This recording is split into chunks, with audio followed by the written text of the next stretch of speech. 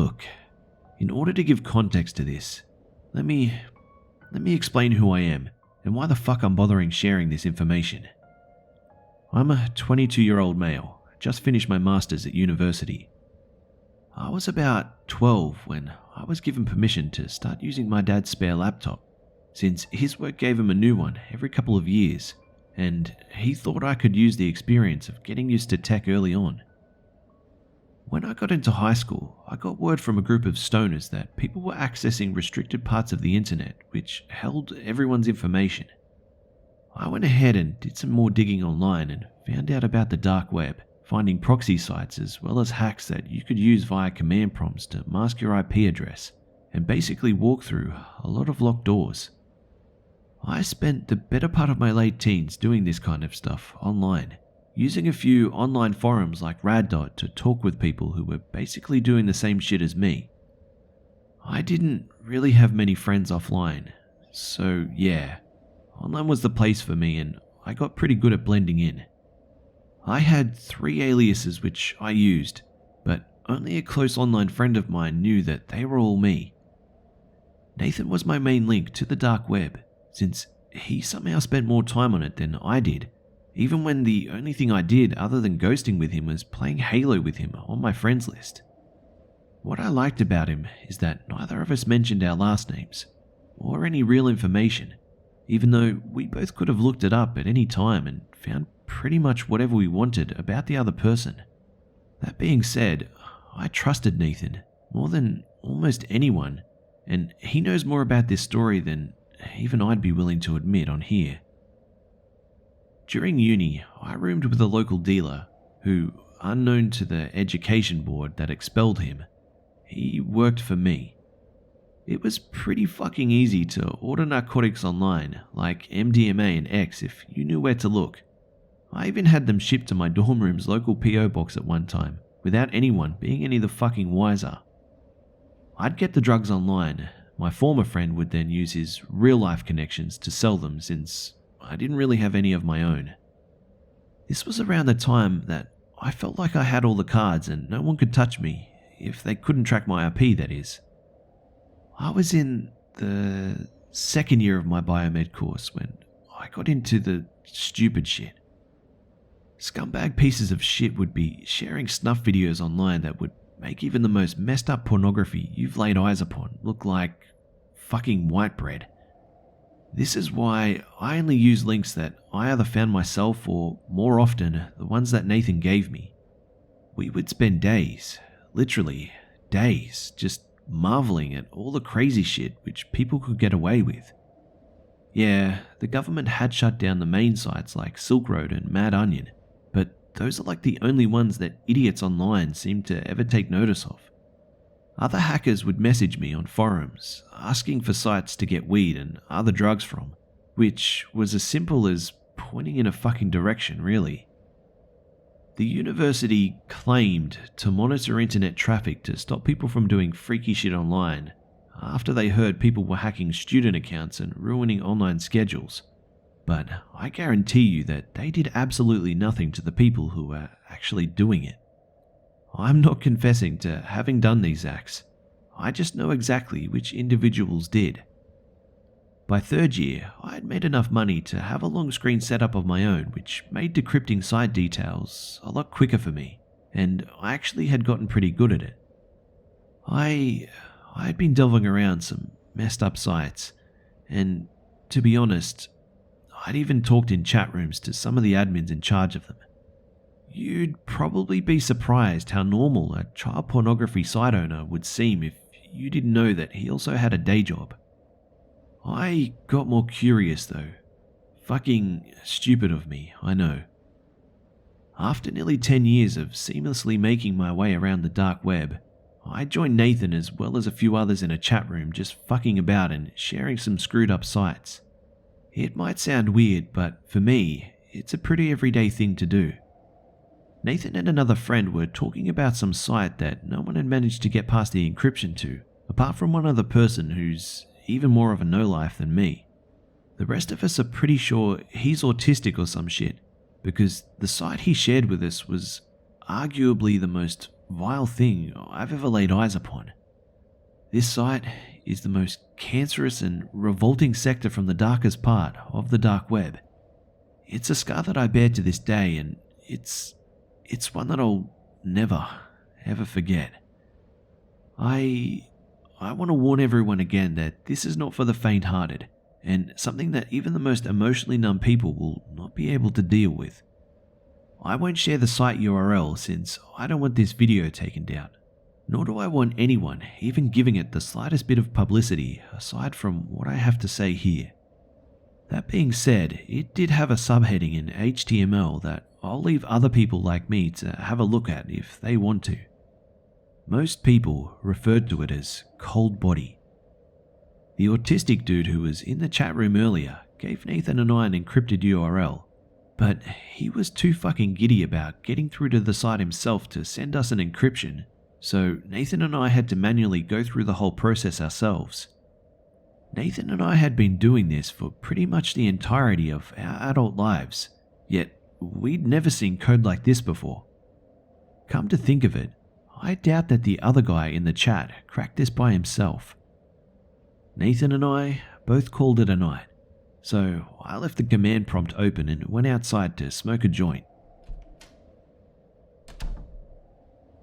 Nathan remained on chat so that we could play Anvil, a Russian crack of Halo for PC. But when I got back, his microphone was muted for some reason. For people like us who had nothing to hide from each other, we almost never muted our mics. I wait a few minutes thinking maybe he's jacking off or maybe gone to get something, but nothing. I sat down and took another look through the code, thinking that there was something I missed. I did. The code was completely different, completely unencrypted. I simply launched the URL and my PC worked for a while, until finally opening up about 20 windows across my 2 monitors, all of them scrambling code through a debugger that I had installed. Even with 32 gigabytes of RAM, my computer was making more noise than it ever did doing this kind of stuff. I thought to myself, shit, I'm going to have to OC my shit in the BIOS if I'm even going to have a shot at getting through. And I was not feeling up for it after smoking too much. I get ready to hard reset before my monitors turn off and back on, one at a time. This was when I started getting a bit paranoid, and I was thinking about just letting it go. I fucking wish that was what I did. The windows were almost all gone, only 4 were still there and 2 of them were normal deep websites that the admin probably used to relay the IP address through. That was the first site I'd seen do that. All of the text was dark red and extremely primitive for a site that I thought would be at least a little bit more impressive considering its security. The main center window had only a small amount of text on the screen. It read, "If you've made it this far, you know what you're in for. If you still don't, you don't belong here." Even though I was feeling mellow, the text and sheer awe of what I was getting myself into pierced me with fear. A simple yes-no prompt popped up in the window. I accepted, ready for whatever awaited me on the other side. A chat room window came to life in the second remaining window. I was wondering what it was for. Perhaps another IP relay or a shadow app that hid the true nature of the site behind it. It simply stated insert name, as well as an optional password that I'm still not sure what was for. The fact that people might have accounts to this kind of site, looking back on it, it's fucked up. A couple more scrolls of red text flew up the window, and then it opened up into an actual sort of chat room like you'd see in Omegle or some shit, except with no ads or color or anything besides the dark red text.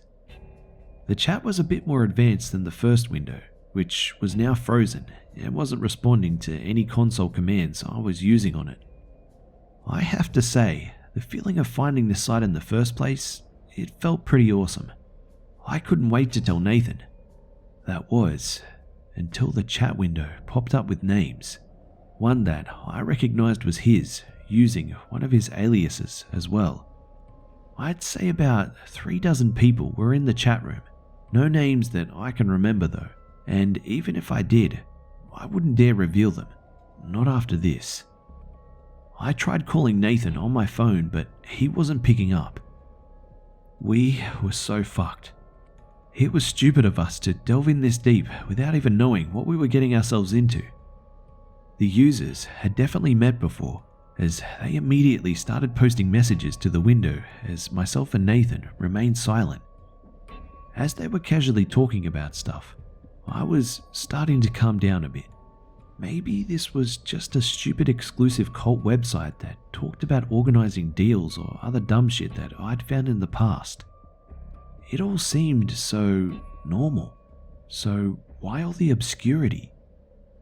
The first window, still blank and unresponsive, suddenly began loading up a video file of some sort. A snuff video, perhaps? It would make sense to hide one, but not this extensively, and the chat room didn't make much sense either.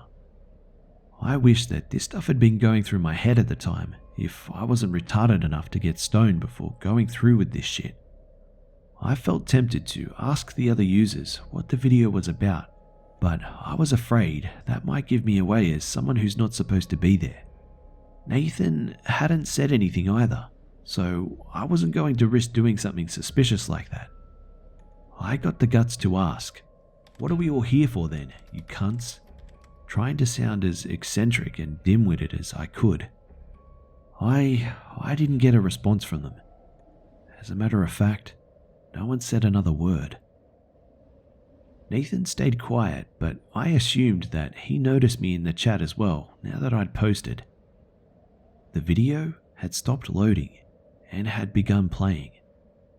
Some more messages from the other users sharing their anticipation as footage of a dark grey basement somewhere took shape on the screen. The resolution for the video was pretty awful at first, but rendered pretty well after about 30 seconds. I was scared shitless. No one else was in the house that I share with my roommates. Most had left for the summer vacation, and I didn't head home for another 2 weeks. I was alone in the dark with little else but the ambient sound of whatever was happening behind the camera in the video. It stays like this for about 4 or 5 minutes. I spent every second of it staring at the screen, waiting for something to happen. Finally, a dude steps onto the screen holding up a whiteboard with foreign letters on it, as well as the words "cold body" underneath. The guy was fucking ominous to look at, pretty overweight and what could only be described as a motorbiker's beard. The man spoke. I had no idea what he was saying at first. He was speaking in Chinese, I think, but I don't really know. I'm not a fucking linguist. Luckily for Nathan and I, the man had another person beside him who spoke some broken English. "Hello users, welcome Cold Body Show." I was honestly more interested than scared at this point. This video looked like it could be something worth showing to the others. That thought never crossed my mind again. The man with the broken English burst into tears and sobs out of nowhere. He sobs in front of the camera and jerks around in what I can only guess was desperation. The man holding the sign yells at the guy in Chinese before another man enters the frame and puts a gun to his head. Before I could even realize that it was a gun, the man fired. And he didn't stop there. Pressing the barrel of the gun against the dead man's temple, he fired again and again, each shot spraying blood and what I guess were pieces of the man's skull all over the place. That was when I stared at the chat window again. The users were talking about what they should do next. The users were all typing in different languages, but almost all of the English ones that I read said, "Shoot him again." I realized then that I wasn't watching some shock video or stupid snuff film that the admins had hid behind a wall of proxies. This was a live stream. I was watching a live stream of people being murdered in front of me. We all were. I typed into the chat, "You sick fucks," and "What the fuck are you guys doing?" But the texts weren't responded to because so many people were spamming the chat with forum text I couldn't read. Another person is brought out in front of the camera, this time already sobbing and trying to break free of the ropes that had been bound around her ankles and wrists. She was bare naked and covered in bruises and cuts. I didn't do anything but wait for the inevitable. The man shot her in the head and watched her body fall limp on the floor. People in the chat cheered and asked for more. Someone picks up the camera and positions it in a different direction towards a metal table covered with some sort of bin liner. The woman's body was dragged by the hair into frame and placed on the table. What happened next? I don't think the world should know. I'm not kidding. This is your final warning. The body was slumped on the table like a surgeon would do before operating on a person. Some more people, wearing red and black ski masks, they went up to the body holding items varying from kitchen knives to cordless drills. I couldn't watch without feeling physically sick to my stomach. The men tore her apart limb from limb, stabbing at her torso and cutting her open. I take another glance to see one of the men was having sex with the mutilated corpse. I almost immediately retch and almost vomit over my keyboard, but I gain control of myself before that happens. My heart was beating like crazy. This whole situation was so fucked, and I was way in over my fucking head here. By the time the men were finished, there was literally a stump of a human being left. Not that you could fucking call that human anymore. Her head was literally torn off the neck and stuffed into her body cavity, along with one of her arms. 3 more people were brought onto the screen, all of them screaming for their lives and trying to escape. One of them is shot in the leg. The others stand there, shaking in place, trying not to scream again. The man holding the sign walks up to the lens of the camera and stares into it. I see his black eyes and blood splattered across his face. I breathe faster, and I actually had to look away.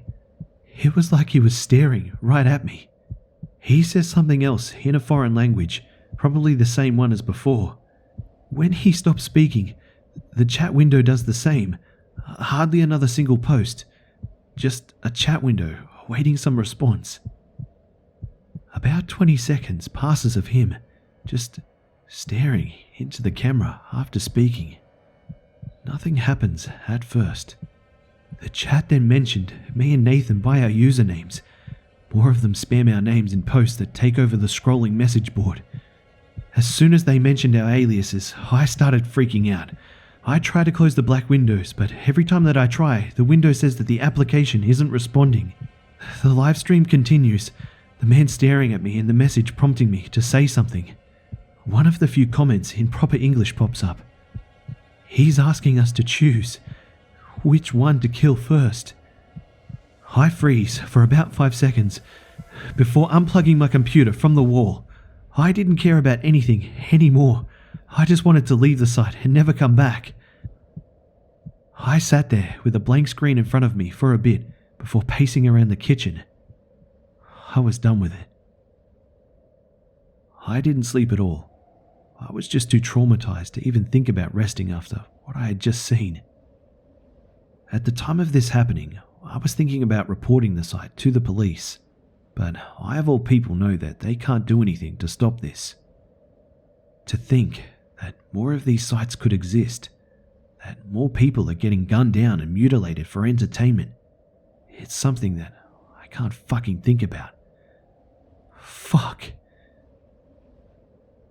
I spent 2 days talking to some close friends about this, though I left out all the details and just said that I'd seen something disturbing online. They all know what I do in my free time, so they didn't think much of it since I'd mentioned snuff films and messed up sites before. They didn't know what Nathan and I had seen.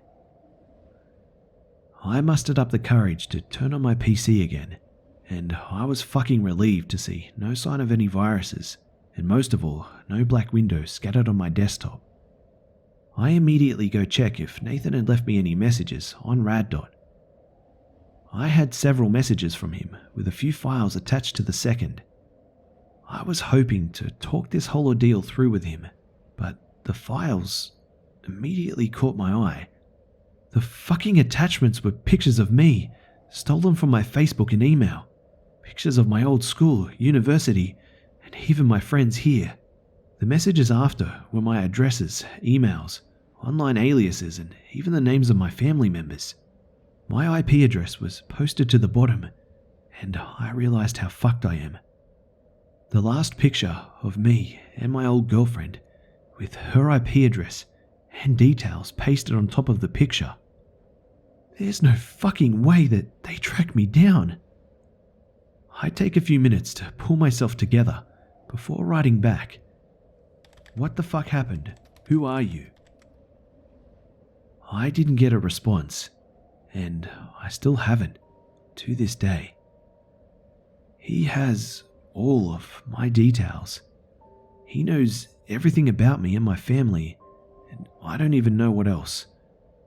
I still don't know what has happened to him since I left that live stream.